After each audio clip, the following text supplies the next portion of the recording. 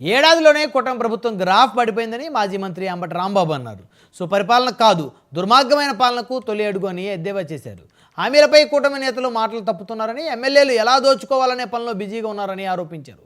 విద్యాశాఖ మంత్రిగా లోకేష్ విఫలమయ్యారని, రాజకీయ ప్రత్యర్థుల మీద కేసులు పెట్టి భయపెట్టాలనే కొత్త సంస్కృతికి చంద్రబాబు నాంది పలికారని అంబటి రాంబాబు వ్యాఖ్యానించారు. ఏ శాఖ అండి నాకు అర్థం కాలే. చంద్రబాబు నాయుడు గారి దగ్గర ఉన్న శాఖల సంగతి దేవుడు ఎరుగు. ఆయన లోకేష్ దగ్గర ఉన్న శాఖ ఎడ్యుకేషన్, ఎడ్యుకేషన్ అన్నీ తప్పులే. 10th క్లాస్ పరీక్షలు పెడితే బడబడబడ ప్యాచ్ చేశారు, అన్నీ తప్పులే, దుర్మార్గం. అదే ఇంకొక మంత్రి సిగ్గుంటే రాజీనామా చేసి వెళ్ళిపోయాడు.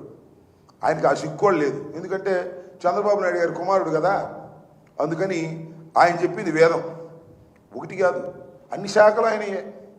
హోంశాఖలో ఆయన ఏళ్ళు పెడతాడు, మళ్ళా ఫైనాన్స్ శాఖలో ఆయన పిలిచి రివ్యూలు చేస్తాడు, R&Bలో ఆయనే ఉంటాడు, అన్ని శాఖలు చూస్తాడు. ఎవరై అంటే చంద్రబాబు నాయుడు గారు కుమారుడు. ఆయన ఏం అనడానికి వెళ్ళలేదు.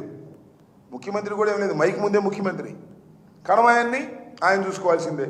చివరికి ఏంటో తెలుసా మీకు, అసలు చంద్రబాబు నాయుడు గారిని ఎవరన్నా కలవాలి అంటే, ఇంటర్వ్యూ అపాయింట్మెంట్ కావాలంటే చంద్రబాబు నాయుడు చేతిలో లేదు. లోకేష్ ఇంటర్వ్యూ ఇస్తే చంద్రబాబు నాయుడు ఓకే చేస్తాడు.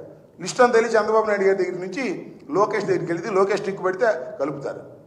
ఈ రకమైనటువంటి ఒక దుర్మార్గమైనటువంటి పాలన చేస్తూ ఇవాళ సుపరిపాలన తొలి అడుగు. అసలు ఏ